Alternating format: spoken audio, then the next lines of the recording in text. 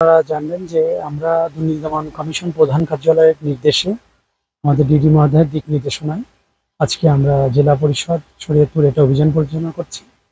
এখানে 7 জন সাবেক কর্মকর্তা সহ 20টি বিভিন্ন উন্নয়ন প্রকল্প এবং বিভিন্ন বরাদ্দের সুনির্দিষ্ট কিছু অভিযোগ আমরা পেয়েছি। সেগুলোর প্রত্যেকটা রেকর্ডপত্র পর্যালোচনা করা হয়েছে এবং আমরা এখন ফিল্ডের দিকেও এখন সেগুলো পরীক্ষা নিরীক্ষা করবো। পরীক্ষা নিরীক্ষার পরে চূড়ান্তভাবে আমরা এই প্রতিবেদন কমিশনে প্লেস করব। এখানে যদি সুনির্দিষ্ট কোনো অপরাধ পাওয়া যায় অবশ্যই তারা আইনানুগ কমিশন ব্যবস্থা নেবে।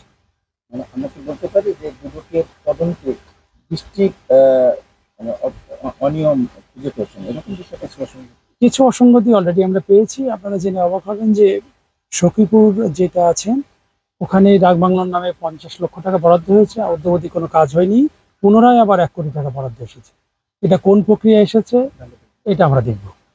প্রাথমিকভাবে এটা আমাদের অনিয়ম বা দুর্নীতির সাথে সংশ্লিষ্ট মনে হচ্ছে আমার। না, এইটা পর্যালোচনার বিষয়। আখতারুজ্জামান, আমার পাশে আছে সহকারী পরিচালক।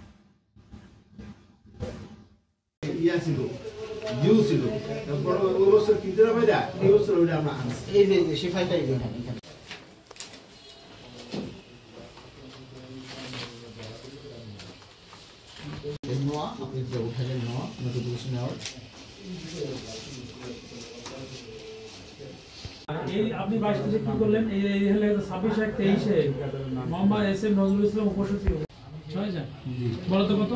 বরাদ্দ 30 লক্ষ। 30 লক্ষ এটা আগেরটা। এটা হলো আগেরটা।